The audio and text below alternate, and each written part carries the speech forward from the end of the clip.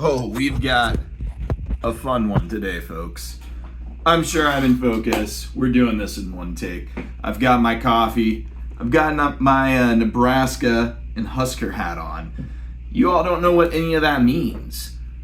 Well, I bought something. Obviously, you saw the thumbnail and title. So you probably already know what I bought. And by the looks of this case, that definitely gives it away. Look at that bomb case. But that's not all I got. I think we know what's in here. Well, maybe you don't.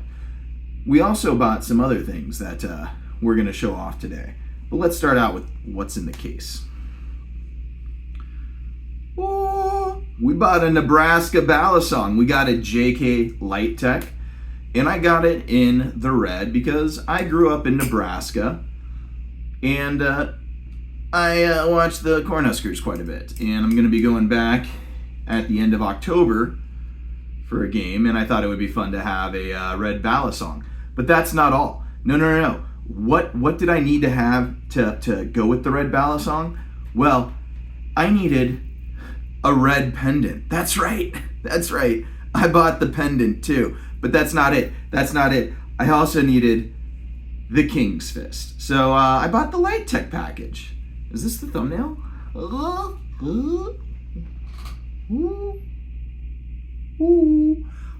Anyways, yeah, so I bought the Litetech package, necklace not included, got that separate. But I thought it would be fun to have when I'm back in Nebraska for the UCLA Nebraska game. Halo, Apollo, touching the tips. And yeah, this one is just a sick knife altogether to have. It fans really nicely. As you know, a fan is the only way you can determine if you're a good balisong flipper. It's probably one of the hardest tricks in balisong flipping if you're new to balisongs. So if you can do a fan already, you are probably on your way to being an advanced flipper. From there, it's the only way to tell if a balisong is good or not. So if it doesn't fan right, it probably isn't a good balisong. So that's the only way to test a good balisong is the fan. Whew, I'm getting better at those chokers, huh? Honestly, I'm scared to flip this. Let's go over some things with the balisong. Honestly, we'll hit the pendant real quick. The pendant is just a pendant. A lot of you are probably going to think it's stupid. That's okay. I'm going to put on the necklace right now. I'm going to rock this. A lot of you will probably be like, that's dumb. Why did you buy the pendant? And then some of you are probably going to be like, yo, that pendant's dope. And I think you guys are the ones that are right. The pendant is dope. I think the King Fist is also pretty sick. Yes, it can be, one of those guys, a knuckle duster.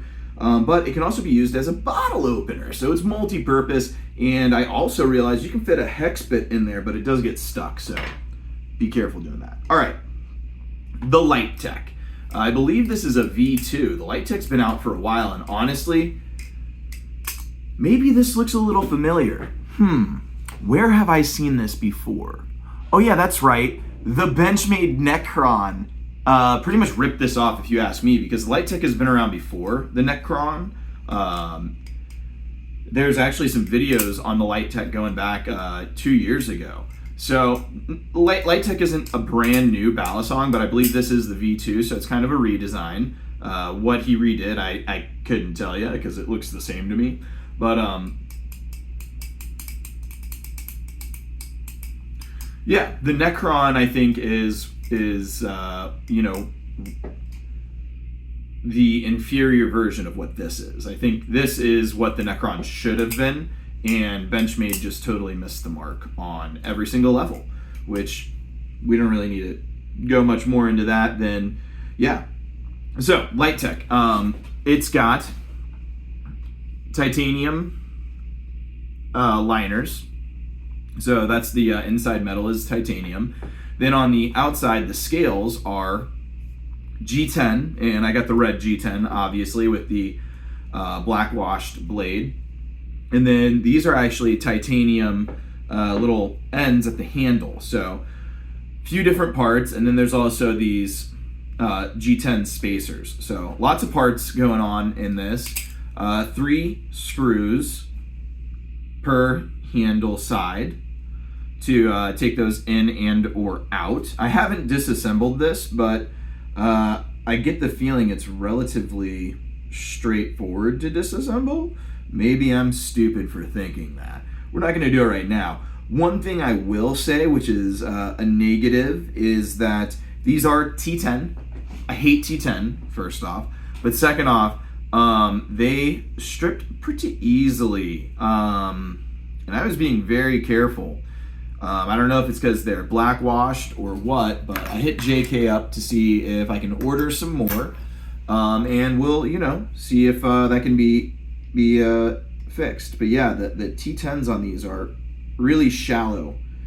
Like they're just like fucking slipped again. So doing it live on camera, and it just is not a happy player. So that's going to be a fun one to figure out. What else do we have to say that's not, about the fucking screws being all lame? Yeah. Ooh, that's nasty. I regret doing that, in all honesty. So yeah, screws, I just like T15 better because T15 holds up. I don't know if these are like not hardened or what, but yeah, that probably shouldn't be stripping so easily. That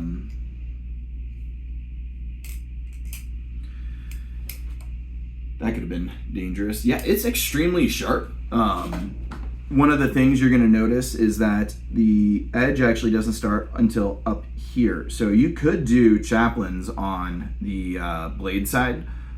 Probably wouldn't recommend it, but you could do it. I don't do chaplains all that well, especially seated. So you just saw my chaplain there and how awesome it was. Again, I think I just stick to the fans because the fans are honestly what the pros do. If you watched Valley Comp this year, it was all fans, baby. Everyone was just doing, that one. Oh, look at that. Look at that. I call this the infinity fan. I'm pretty sure that's what it's called. If your balisong can do that, quality balisong. So you might be asking yourself, J-Ride, John, what did you pay for this shit? All together with the King's Fist. Oh wait, let's not forget the pouch because the pouch is probably at least $80. $1,400, guys. Yeah, smart financial decisions. Worth it. Not for the screws. I just hate T10s, man. I love T15. That's where it's at. You can crank the fuck out of those and not have to worry. Otherwise, yeah, I bought it, more just because I am a Nebraska fan. I thought this fit the Nebraska theme with red and black. Oh shit, dude! Fucking forgot that was there. Let's go ahead and close this for now. Just making great decisions on camera today. So for me, 1,400 was worth it because it was the package. I think alone the Litetech goes for 1,100 usually, anywhere from 1,000 to 1,100. You can find them secondhand for less, but honestly they hold value relatively well. I don't think I've seen any going for much less than 500, but that's rare. I can't recall last time I saw it that low. I know Buffness has one on his way, so I jumped him on this video because I was like, better get ahead of that guy before he takes all the light away from the Litetech. Funny thing, the Litetech is not that light. I was expecting this thing to be lightweight, and it is a hefty boy. It's about 4.2 ounces, so that's a reasonably heavy balisong. 4.24 or 4.25 I think is what my scale had it at. So that's one of my heavier balisongs. It's nicely weighted. I wish there was some more weight out to the handles, in all honesty. There seems to be some more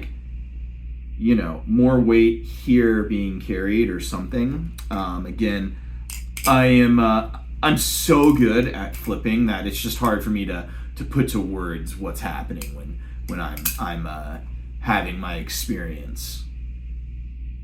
Sarcasm. I suck at flipping, guys. I know. It's okay. It's okay to suck at flipping, and it's okay to just, like, you know, collect balisongs.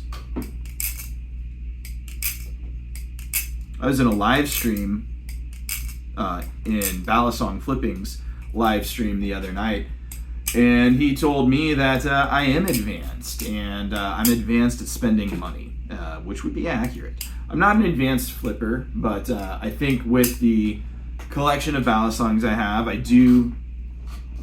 can say if something's going to be a good experience on the whole for someone who's into these level of balisongs. And honestly, I don't think you're going to be disappointed with the Litetech. It's got good grip on it. I like that you can buy the scales. So he's got different scales available, and you can also switch out these ends too. So you can really customize it to how you want it to look, including different spacers too. I don't know if there's different weight options for the spacers. Out of the box, there are not weight options. So it's just what you see is what you get. And I don't think that's a bad thing. I think it's a great balisong. Price-wise, you know, JK yields a high price on his ballies. So, you know, either get it secondhand if you can't afford one brand new, or expect to try to get into lotto. You know, JK is a really friendly guy, at least from my experience on Instagram. I actually asked if I could pick this up in person, and he was down to arrange for that. It just so happened that I was not quite in the area that he was. I thought it was a bit closer, but the Bay Area is gigantic. And that's another thing to keep in mind. JK lives in the Bay Area. That's why his balisongs go for so much more. He's got to pay a higher cost of living in California, specifically the Bay Area. It's not a cheap area to live in. If you didn't know, JK also made the Apollo. So this is an A51 design, but machined by JK. So it's finished by Apollo, or by A51, but the balisong is, you know, and the blade is machined by JK. So it's a collaboration. So he does a lot of work with different balisong makers, or rather he's the maker and they're the designers. I don't know exactly how you would define all of that, but anyways, yeah, he did the Apollo, which this is, you know, fantastically designed, wonderful bally. But yeah, the Litetech, sick balisong. In all honesty, I think it's really well made. I don't think he's carrying on with these, so whatever he's got left is what he's got made, and that's, you know, it. So get one new if you can, otherwise you're gonna have to get it on the secondary market. He's also doing the last of his, what was the other design? Not the Orca, or is it the Orca? Anyways, he's ending another one of his designs too, so yeah, go follow him to get up to date on that. Otherwise,